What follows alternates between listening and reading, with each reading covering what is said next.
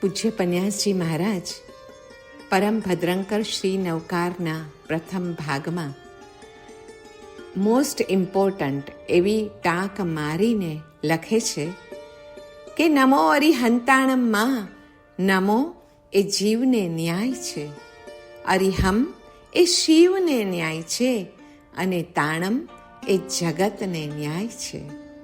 નમોમાં એક સાથે ક્રોધ, માન, માયા, લોભ એ ચારે ચારને નાશ કરવાની શક્તિ છે. જીવ, જગત અને ઈશ્વરને એક સાથે સ્મરણ કરવા માટે અને સર્વની ક્ષમા માંગવા માટે નમસ્કારનું પ્રથમ પદ જ પૂર્ણતયા સમર્થ છે. ભાવધર્મના 4 અંગો જોઈએ તો એ છે રત્નત્રય ધરની સેવા, રત્નત્રય ધરને વિશે અદ્વિતીય ભક્તિ, સર્વને માટે એક શુભ નીજ ચિંતવના અને ચતુર્ગતિ રૂપ 4 કષાય રૂપ સંસારની જુગુપ્સા. ભાવધર્મના આ 4 અંગો શ્રી નમસ્કાર મહામંત્રના જાપ વડે વિકસે છે અને તેથી જ ધર્મના અર્થી જીવ માત્ર માટે તેનું આલંબન અનિવાર્ય છે. 14 પૂર્વમાં નવકાર કઈ રીતે? પરમેષ્ઠી નમસ્કાર સર્વશ્રુત અભ્યંતર છે, એટલે નવકાર વિનાનું કોઈ સૂત્ર જ નથી. શ્રુતાભ્યંતર એટલે સમસ્ત શ્રુત આની અંદર આવી ગયું છે. નવકાર પૂર્વક જ સૂત્ર આરાધ્ય બને છે. એનું તાત્પર્ય પણ એ જ નીકળે છે કે શ્રુત માત્ર નમસ્કાર ભાવની સિદ્ધિ માટે જ છે. શ્રુતનું ફળ અધિકારી થવા. ચારિત્રવાનને નમસ્કાર અપરિહાર્ય છે. ધર્મ માત્રનું ધ્યેય ગુણ પ્રાપ્તિ છે. ગુણીને નમવાથી જ તે ધ્યેય સિદ્ધ થાય છે. શ્રી નમસ્કાર મહામંત્રના જાપથી વિષય કશાય દૂર થઈ મન ખરે જ અડોલ બને છે. બ્રહ્માંડના સર્વ સત્યોને ઉદ્ઘાટિત કરતો આ મંત્ર સર્વજ્ઞતા સુધીની ભેટ આપે છે. આવો સૌ નમસ્કાર મહામંત્રને ગણીને સત્યના આ સુવર્ણ કળશનું ઢાંકણ ખોલીએ. નવકાર મહામંત્રની સાધના અક્ષર બ્રહ્મથી શરૂ થઈ સૌમાં પરબ્રહ્મ પ્રગટ કરશે જ. નમસ્કારનો પરમાર્થ ભાવ લાવવા માટે કેટલી વસ્તુ કરવાની છે એ બાબત પૂજ્ય પન્યાસજી મહારાજ કહે છે કે 1. પોતાનામાં રહેલા અગણિત દોષો જોવા જોઈશે. જો દોષનો શ્લેષ પણ પોતાનામાં દેખાય તો ત્યાં સુધી પોતાની જાતને નિર્ગુણી માનવી રહે. 2. બીજાનો નાનો ગુણ જોઈને પણ હર્ષ ધારણ કરવો જોઈએ. ભવચક્રમાં ગુણની પ્રાપ્તિ અતિ દુર્લભ છે અને તેથી જ બીજાના નાના ગુણને પણ નાનો ન માનતા મેરુ જેટલો મોટો માનવો જ જોઈએ. 3. ભવચક્રમાં ભ્રમણ કરતા બીજા જીવોને જે ત્રાસ ઉપજાવ્યા છે, આપણા આત્માએ આપણે જે ત્રાસ નિપજાવ્યા છે એનું દુઃખ આ જન્મમાં ધારણ કરવું રહ્યું અને તેની શુદ્ધિ માટે અંતઃકરણની ક્ષમા યાચીને પ્રાયશ્ચિત તરીકે બધા જ જીવોનું સુખ ઈચ્છવું જોઈએ. 4. બીજા અનેક જીવોએ અજ્ઞાનતાથી પોતાને જે ત્રાસ ઉપજાવ્યા હોય તે બધાને ખરા અંતઃકરણથી ક્ષમા આપીને તેનો બદલો લેવાની વૃત્તિ સદંતર છોડવી જોઈએ. પોતાના આ અંતઃકરણપૂર્વક પોતે આજ સુધી તેની ક્ષમા ન આપી શક્યો તેનું દુઃખ થવું જોઈએ અને તેના પ્રાયશ્ચિત રૂપે અપકારી જીવો પણ દુઃખ, દોષ, પાપ મુક્ત થાઓ એવી ભાવના કરવી જોઈએ. પોતાના અપરાધની માફી માંગનાર અને પોતાના અપરાધની માફી આપનાર સાધુ પુરુષોને જોઈને પોતાના અપરાધીને પણ માફી આપતા અને માફી માંગતા શીખવું જોઈએ. તે બળ પ્રગટાવવા ક્ષમાવાન મહાપુરુષોને પ્રાર્થના કરવી જોઈએ. 5. વર્તમાન જન્મના સૂક્ષ્મ કે ગુપ્ત પાપો પણ જે ભાવે સેવાયા હોય તે ભાવથી યોગ્યની આગળ પ્રગટ કરીને નિઃશલ્ય થવું જોઈએ. તે ફરી ન કરવાની બુદ્ધિથી તેની શુદ્ધિ પણ કરવી જોઈએ. આલોચના રૂપી આ તપ અભ્યંતર હોવાથી અત્યંત જ દુષ્કર છે, છતાં તે વિના અભ્યંતર તપના બીજા પ્રકારો તેને યથાર્થ લાભ આપી શકતા નથી. એટલા માટે જ સર્વ સાધનાઓની સફળતાના બીજરૂપ આલોચના અને પ્રાયશ્ચિત લઈને આપણે શુદ્ધ થઈ જવું જોઈએ. 6. સર્વ જીવોના દારૂણ દુઃખો અને તેના કારણરૂપ પાપોને જોઈને હૃદય દ્રવિત થવું જોઈએ. એવી ભાવના સતત સેવવી રહી કે દોષ અને દુઃખથી બધા જીવો મુક્ત થાઓ, મુક્ત થાઓ, મુક્ત થાઓ. 7. આરાધક આત્માઓના મૈત્રી ભાવના અભાવનું દુઃખ થવું જોઈએ અને એ અભાવને ટાળવા માટે સર્વદા પંચ પરમેષ્ઠીની પ્રાર્થના ચાલુ રાખવી જોઈએ. 8. સર્વ જીવોને સ્વરૂપથી સિદ્ધ સમાન જાણીને તેમના પ્રત્યે પૂજ્ય ભાવ ધારણ કરવો જોઈએ. દુઃખથી રીબાતા જોઈને તેમના પ્રત્યે કરુણા ભાવ ધારણ કરવો અને જીવોને નિકાચિત કર્મથી બંધાયેલા જોઈને તેમના સૌ પ્રત્યે માધ્યસ્થ ભાવ ધારણ કરવો જોઈએ. બધા જીવો પોતાની સમાન જ સુખ દુઃખની લાગણીવાળા છે, તેથી સૌ પ્રત્યે સહાનુભૂતિ ધારણ કરીને પોતાની જેમ જ તેમને સંપૂર્ણ સુખની પ્રાપ્તિ અને સર્વ ક્લેશની નિવૃત્તિ જલ્દીમાં જલ્દી થાઓ એવી ભાવના કરવી જોઈએ. આપણે જોઈ લીધું છે કે નમો એ દુષ્કૃત ગર્હા વાચક છે, અરિહમ એ સુકૃત અનુમોદન વાચક છે અને તાણમ એ ચતુહુ શરણ ગમન વાચક છે. તો નમો અરિ વત્તા હંતાણમ એ ધર્મકાય વાચક છે. નમો અરિહમ વત્તા તાણમ એ કર્મકાય વાચક છે અને નમો અરિહંત વત્તા આણમ એ તત્વકાય વાચક છે. નમો અરિહંતાણમ, નમો અરિહમ વત્તા તાણમ, નમો અરિહંત વત્તા આણમ. નવકારના પ્રથમ 5 પદોમાંથી આ પહેલા પદનું સ્વરૂપ કથાનકથી જાણવા યોગ્ય છે. આણમ તાણમ કાંઈ ન જાણમ, શિષ્ટ કહે તે પ્રમાણમ. એમ માનીને કેવળ નમસ્કાર કરવાનો છે. બીજા નમસ્કારમાં પ્રભુની રક્ષકતાને સરાહવાની છે.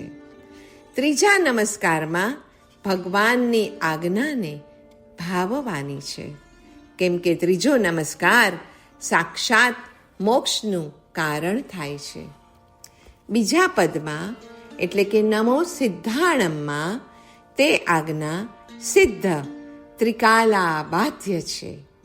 સર્વ જીવોને આત્મસમ ગણવાની ત્રિકાલ સિદ્ધ એવી અરિહંતોની આજ્ઞાને નમસ્કાર છે. અહીં આજ્ઞાનું સિદ્ધત્વ મુખ્ય છે. ત્રીજા પદમાં આ 4ની મુખ્યતાએ આજ્ઞાને નમસ્કાર છે. અરિહંતોની આજ્ઞા સિદ્ધ છે એવી શ્રદ્ધા સાથે તેને આચરણમાં ઉતારવા લાયક છે. તેથી નમો આયર્યાણમ વડે એટલે કે આ 4 વડે આજ્ઞા કલ્યાણ કરનારી છે એવી ભાવના પુષ્ટ થાય છે. આ 4નું પાલન જ્ઞાન વડે પુષ્ટ થાય છે.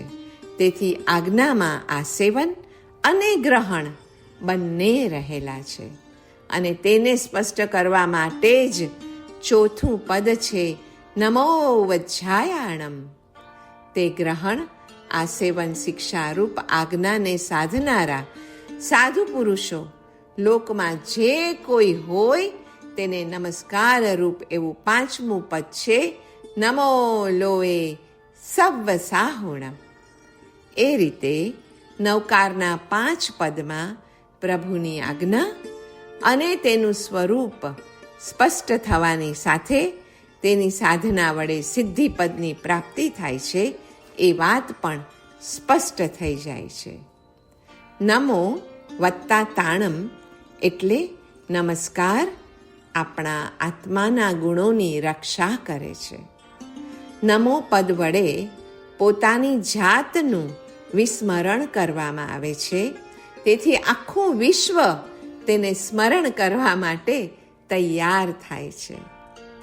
નમસ્કાર મહામંત્રનું પ્રથમ પદ નમો અરિહંતાણમ એવો કોલ આપે છે કે પોતાની જાતનું અરિહંતમાં વિલીનીકરણ કરવામાં આવે ત્યારે અવશ્ય રક્ષણ થાય છે.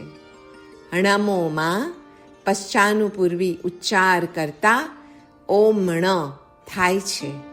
એનો અર્થ છે ઓમિતિ પ્રતિપદ્યસ્વનાથ નાતઃ પરમ બ્રુવે, અર્થાત હું તારો દાસ છું એમ સ્વીકાર કર અને એ સિવાય હે પ્રભુ હું બીજું કાંઈ માંગતો નથી.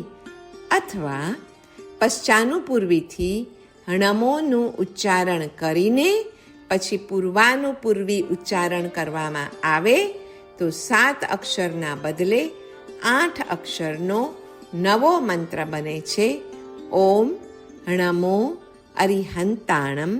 અને ઓમ ણમો એ નમોનું સંપુટ બને છે. નમો અરિહંતાણમના જાપમાં 2 અક્ષરના જોડલા સીધા ઊંધા લખાય છે, જેમ કે ણમો અરિહંતા ણમ.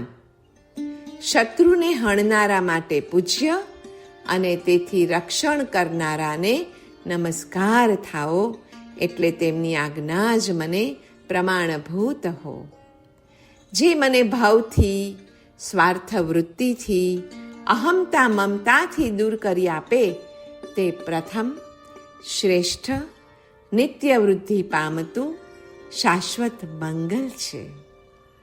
ઓમ નમઃ સિદ્ધ મંત્રનું તાત્પર્ય એ છે કે સિદ્ધ માત્રને નમસ્કાર હો, અથવા ઓમ નમઃ સિદ્ધમ મંત્રનું તાત્પર્ય છે કે નમસ્કાર એ જ સિદ્ધિનો મહામંત્ર છે. સર્વ જીવ માત્ર સિદ્ધ સ્વરૂપ છે એમ નહીં, પણ સર્વજ્ઞ ભગવંતના જ્ઞાનમાં સિદ્ધ છે. તે તમામ ભાવો, પદાર્થો, કાર્યોને નમસ્કાર એટલે તેને અનુકૂળ રહેવું તે. આ મંત્ર વડે અદ્ભુત રીતે મન, પ્રાણ, આત્માની એકતા સધાય છે. લક્ષ્ય નવકાર તીર્થંકર પદ આપે એ આપણે પહેલા જોયું. તો લક્ષ્યના 2 અર્થ છે. એક તો લાખની સંખ્યા, હા એ તો બરાબર, અને બીજો અર્થ છે લક્ષ્યપૂર્વક, એકાગ્રતાપૂર્વક જાપ કરવા તે. શ્રી નમસ્કાર મહામંત્રમાં અરિહંત એ પૃથ્વી તત્વ છે એટલે શાંતિ. સિદ્ધ એ જલ તત્વ છે એટલે પ્રસન્નતા. આચાર્ય એ અગ્નિ તત્વ છે એટલે યોગ. ઉપાધ્યાયજી મહારાજો એ સાધુ તત્વ છે એટલે નિઃસંગતા. અને સાધુ એ આકાશ તત્વ છે એટલે અલેપકતા. નમો મંત્રની સાથે દયા, ક્ષમાની ભાવના પણ ઝળકવી જોઈએ. દયાથી દુઃખ પ્રહાણ અને ક્ષમાથી પાપ પ્રહાણ ઈચ્છા વ્યક્ત થાય છે. એ બેની સાથે જો પ્રભુનું નામ લેવામાં આવે તો ત્યારે સ્વદુઃખ પ્રહાણ આપોઆપ થાય જ છે અને તે જ સૌથી મોટું મંગળ છે. નમો પદ પંચપરમેષ્ઠી સાથે અને મનમાં શિવમસ્તુની ભાવના સાથે સર્વ જીવો સાથે સંબંધ કરાવી આપે છે. પરમેષ્ઠીનો સંબંધ ધર્મ વૃદ્ધિ કરાવે છે અને જીવોનો સંબંધ પાપ ઉપર પ્રતિબંધ મુકાવે છે. તો નમસ્કાર મહામંત્ર ગણતા પરમેષ્ઠી સાથે પણ સંબંધ થાય છે અને પરમેષ્ઠીના હૃદયમાં રહેલા 14 રાજલોકના સમસ્ત જીવો સાથે પણ બંધાય છે. અને એટલે જ ખમામી અને નમામી એ શ્રીજીના શાસનનો પ્રાણ કહ્યો છે. સાધનાનું બીજ શ્રી નમસ્કાર મહામંત્ર છે. દ્વેષ ભાવની જેમ રાગભાવ પણ સ્નેહભાવથી જ જાય છે અને એટલા માટે જ જીવ માત્ર પ્રત્યે સ્નેહભાવ વિકસાવવો એ જ સાધનાનું પરમ બીજ છે. અને તે માટે મોટામાં મોટો કોઈ મંત્ર હોય તો તે શ્રી નમસ્કાર મહામંત્ર જ છે. નમો અરિહંતાણમ પદમાં અરિભાવ એ દ્વેષ ભાવ છે અને તેને હણનારા એવા સર્વ અરિહંતોને તેમાં નમસ્કાર છે. અરિહમ પદ સૂચવે છે કે અરિહંત એ સ્નેહ ભાવનું પ્રતીક છે.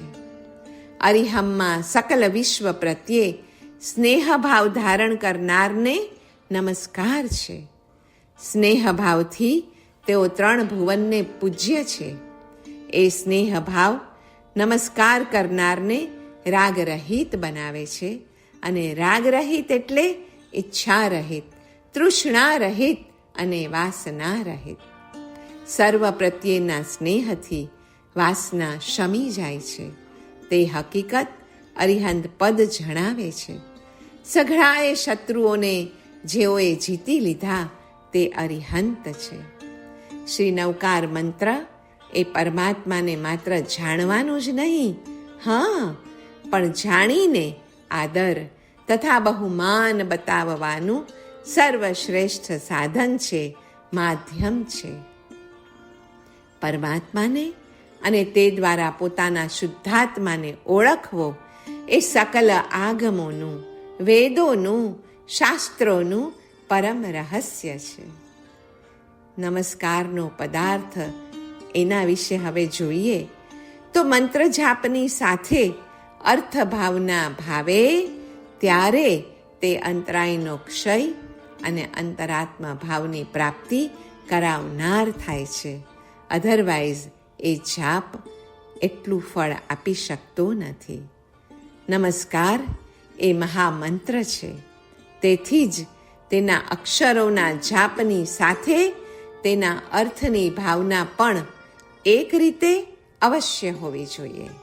તો બીજી રીતે એમ પણ કહેવાય છે કે આ અક્ષર માતૃકા સ્વયં સિદ્ધ છે, એટલે કદાચ તેના અર્થની વિભાવનામાં ન પણ પડીએ તો પણ એ 68 અક્ષર આપણને સિદ્ધ પદ સુધી પહોંચાડવા સક્ષમ બનતી હોય છે.